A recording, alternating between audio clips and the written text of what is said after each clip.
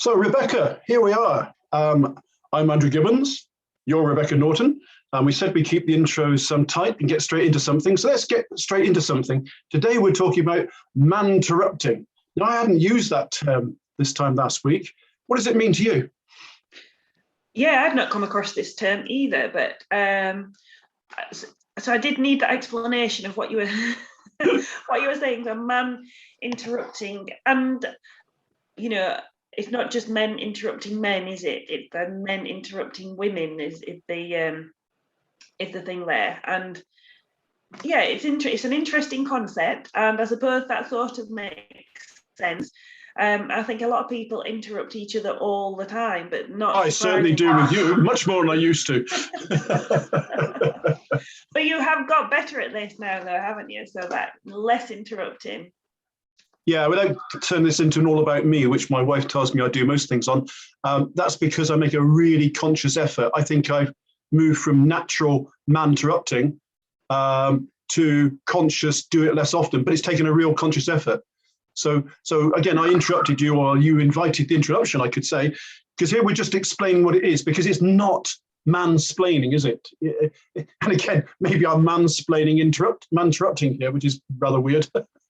yeah, that unnecessary interrupting of a woman by a man.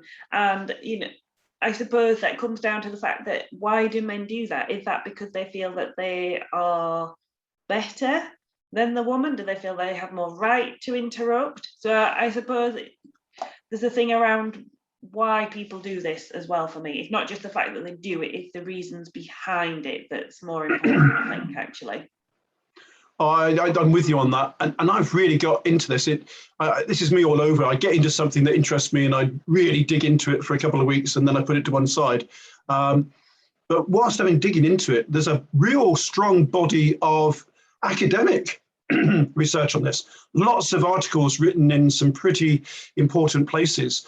Lots of research, PhD research, all sorts of things. This is a deeply gone into issue, and yet it's been under the radar. I've been reflecting on and producing material around interruptions in general for some time, why people do it, the effects of it, and so on. Manterrupting, specifically, that Time magazine definition, unnecessary. It isn't required, interrupting of a woman by a man. That really does interest me, and I think it has very specific and tangible negative impacts on working relationships and on business effectiveness. Very much so, because if a woman is constantly interrupted by her male counterparts, then that's not going to do very much for her confidence, and potentially she will just give up trying to have her say. So I think it does need to be managed really well. Otherwise, you can just sort of, I know we touched on this earlier when we were just chatting before. It's suppressing women in the workplace if that's sort of the atmosphere that's created.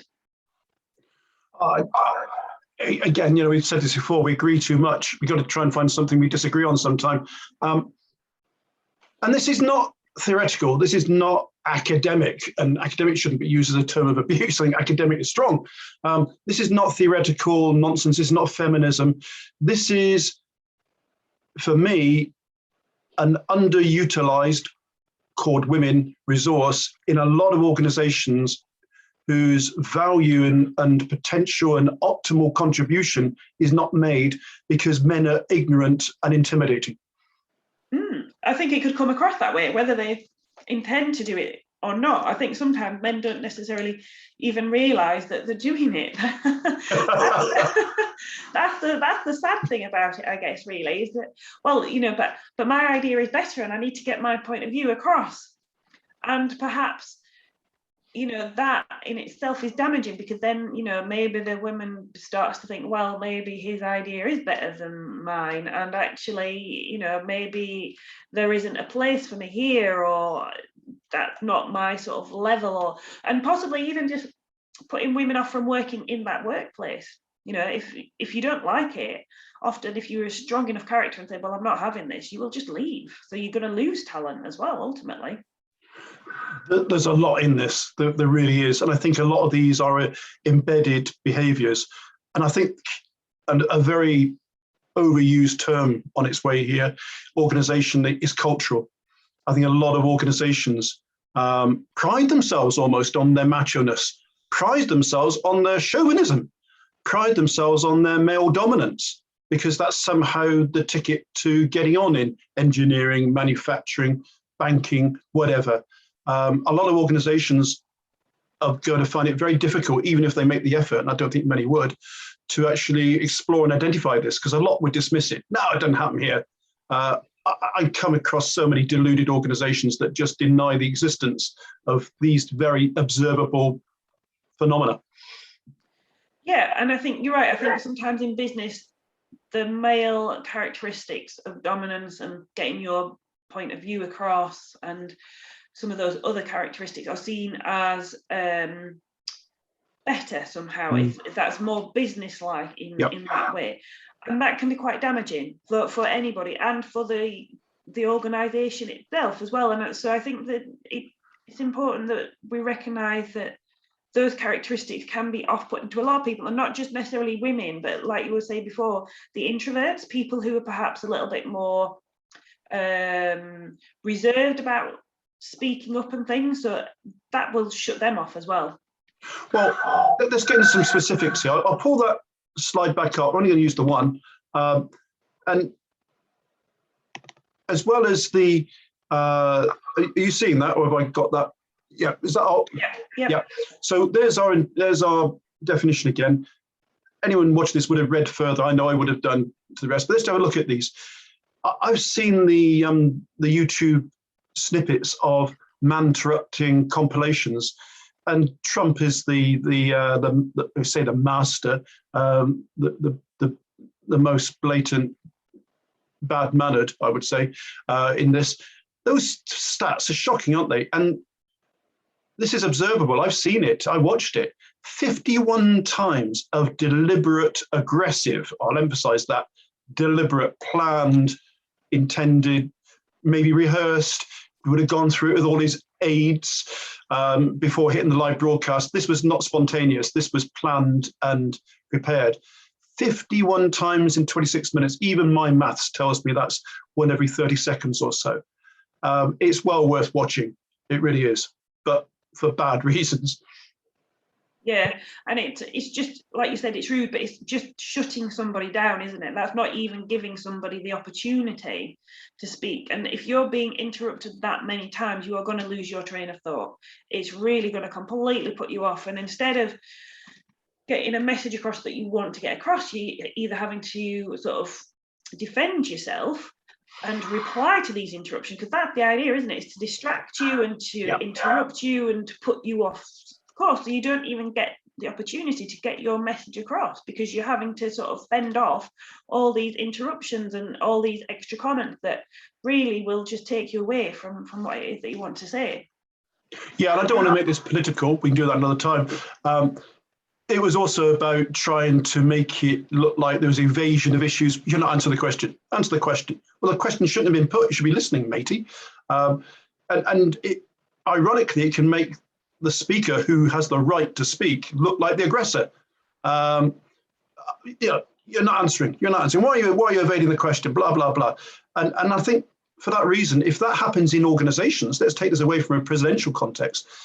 If, as I believe, and I'm trying to think back to 40 years worth of observing meetings, for instance, if, as I believe, that happens not just in presidential debates, but also in just about every organisation I've ever been in, then who's taking control of that? Who's managing that? Who's enforcing the rules there? Who's intervening and saying, Andrew, stop interrupting Rebecca. It's not your time to talk. I don't ever remember anyone taking control in that way. It's a very difficult one, isn't it? And I think there's a number of things in that, what you've just said, and part of that is having a good chairperson who is able to manage the meeting in a very fair and structured way. So if somebody's got, and this is where I think, we've discussed time to think a lot, and I think this is where time to think is really helpful, because if you set some ground rules about no interrupting, people have a set amount of time to speak, then you learn to respect each other's time. I think that's what it is. It's a lack of respect when somebody comes in, and But also, I think if you've got it as a meeting, so you've got a board meeting and you've got somebody who's talking, and then somebody constantly interrupting them, going to put other people off from having their say as well, and think, well, I'm not having that, because you feel humiliated. I think there's that degree as well. You're trying to get your point across, and somebody shuts you down or interrupts you. There is a slight humiliation in there, and other people are not going to risk putting their points of view forward, because they think, well, I don't want to have somebody shutting me down like that and speaking to me in that way. You're making me think that there's a peculiar inverse power thing going on here, because I'm wondering if, because I'm not a woman, nor I'm ever likely to be, and therefore I don't know, I suspect a lot of women in meetings I've been in, for instance, because here we're talking specifically about man-interrupting, I suspect a lot of women saying, I know exactly what to say to you right now. It's something like, I really don't like you interrupting me so much. I've contributions to make here. Will you please listen to me? And I suspect a lot of those women are saying, I could say that and I could say it concisely, but you wouldn't take it very well, man, boss, manager of department, whatever. You would then take that out on me. You would hold a grudge. You would not react well to someone behaving skillfully towards you, because you, man, do not have the skills to receive that feedback and act upon it. And I think potentially as well that men just may see it as women being stroppy. That again, that, like you said, you just said that very concisely, and I think that would be really well put. But I think potentially men would see that as a woman just being, oh, here we go again, Yep. playing the woman card, that sort of thing. And it's worth bearing in mind that probably, again, this is possibly a general assumption. I would imagine that in a lot of meetings, potentially in certainly some environments, it's going to be men outnumbering women anyway. So they're already at a disadvantage because there are less women in that room, and therefore they're already having to up the game or behave in a possibly different way just because of the numbers involved, not even before they even speak. And I think it's not only numbers, it's hierarchy, is it? People, if you look at the rank that might as well be on their shoulders, typically the men in the room will outrank the women in the room, which is another factor. This, and I'm sure you're right. When men talk amongst themselves, a lot of the time they talk about women, and a lot of the discussions at work will be about exactly what you've said, and they'll be socializing themselves and producing a norm that says, well, we're right, because listen to us, we all feel the same way. That Rebecca Norton, she's constantly a stroppy kid in meetings, come off it. Oh yeah, you're right. And they will reinforce each other's bad behavior. So man-interrupting is real. And I'm going to start looking at this and observing carefully. Now, we talked a little bit about this in our brief preparation, which is never massive because we want to be spontaneous. And I said, I'm going to start forcing myself to watch Question Time, politically, that sort of stuff, which is a staged, almost theatrical scenario, almost set up for people to interrupt each other. But I'll tell you what, I'm interested in interruptions in general, because Reach is down for the next Nancy Klein book that he's going to be reading, which is, no one's going to see that very clearly because it's blurred, but it's The Promise That Changes Everything. I Will Not Interrupt You. This is all very much where I'm at the moment. Just for a moment, moving from man-interrupting or man-interrupting to general interrupting, because they're interwoven. I saw a YouTube video of Enoch Powell, which is a name that people only over 45 in this country would recognize, thought of very generally as being a racist, hugely intellectual person, brilliant in all sorts of ways, and with flaws that we all have, in conversation on the Dick Cavett show with Jonathan Miller, intellectual thinker, philosopher. I watched that enthralled, because for half an hour or so, they totally opposed each other's point of view, but they didn't once interrupt. That would not happen today politically or in any scenario like that. So I suspect there's man-interrupting and interrupting in general. There seems to be a tenseness in relations in the workplace and elsewhere that seems in 2021 to be massively different from then, which is probably the 1980s. Well, I don't know, do you think there's something going on that makes interruption more sorts and man-interrupting in particular more like?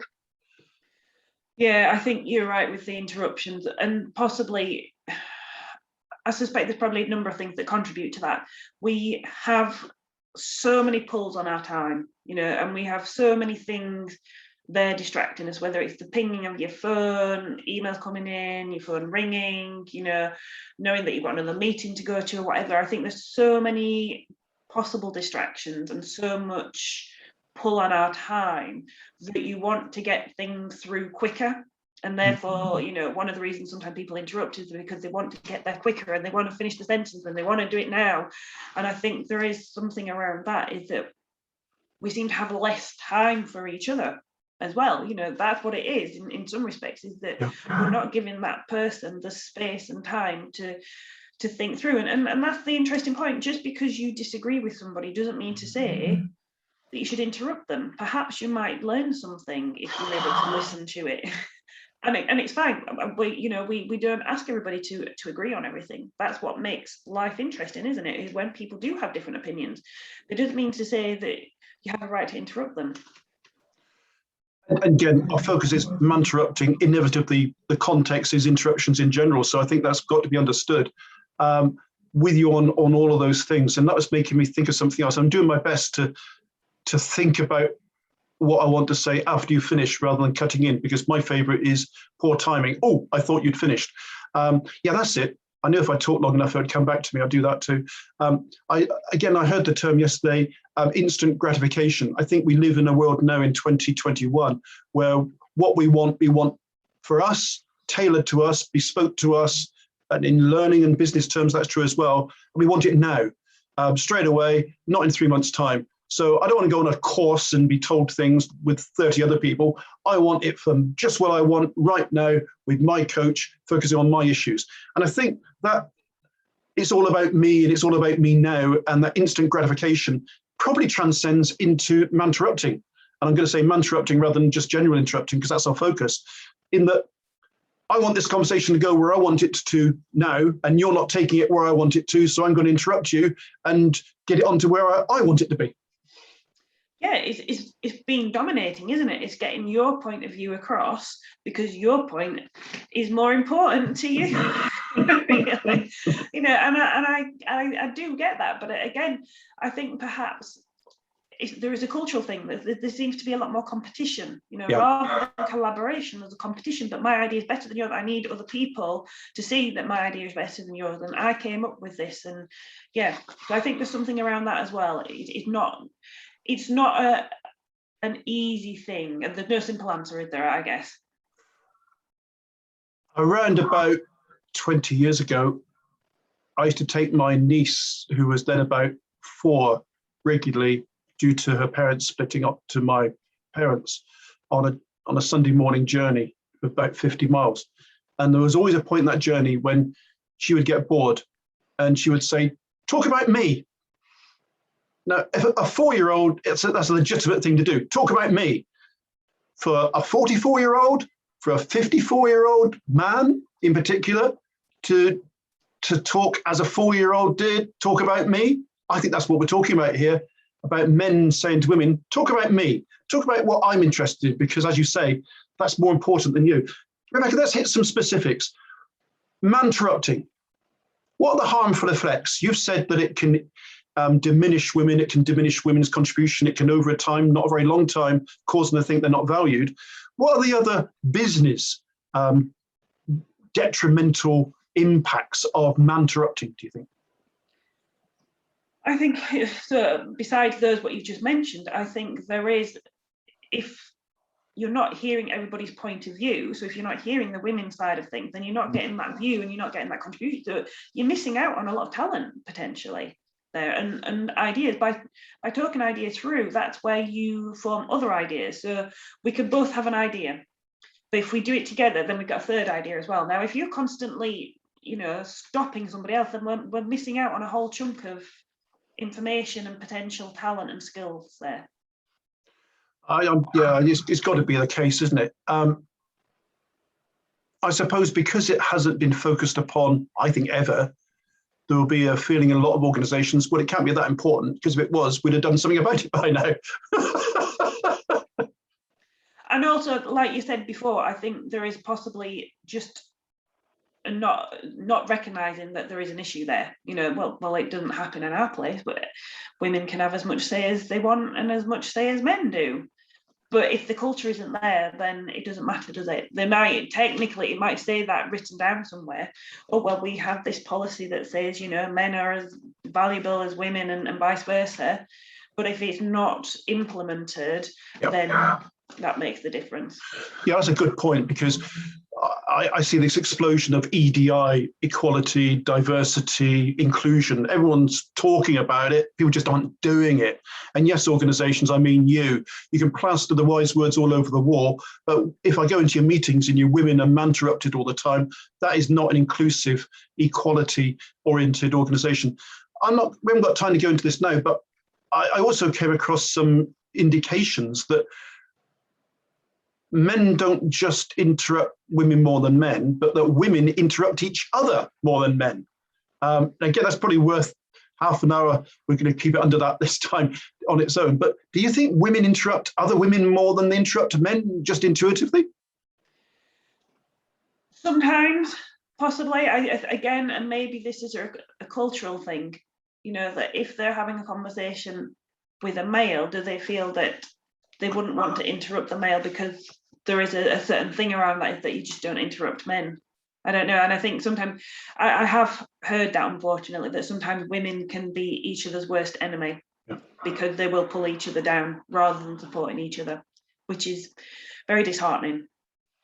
Yeah, I've encountered that. I remember it vividly from something decades ago, where basically this woman manager was saying, why should I help other women? I didn't get that help myself. And I think it takes a big person to break out of that. But I'm very interested now to just explore in my own mind and maybe look for some research around whether there's evidence that women interrupt each other more than they interrupt men. I think you could be right there, that interrupting men comes with a health warning. Interrupting other women could be less harmful.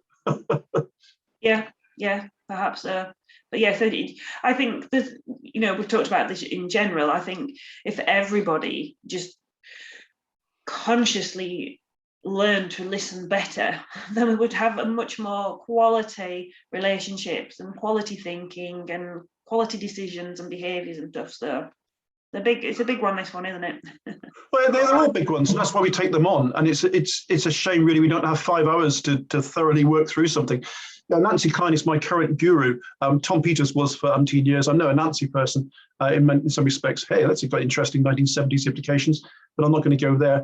But, you know, Nancy Klein says in Time to Think, and I'm sure she says in this, that I'd be reading very shortly, The Promise That Changes Everything, I shall not interrupt you. I won't interrupt you. She makes the point, and it's very strong. Not interrupting saves time. A lot of people interrupt others, whether it's men interrupting women or otherwise, because they think that's going to save time. If I interrupt you, we'll get this over with. Well, you might get it over with, but it'll be a lot less thoroughly done, and it will be at the cost of relations. Allowing people time to speak saves time. That is something I don't think is the head of a lot of people who go around interrupting people.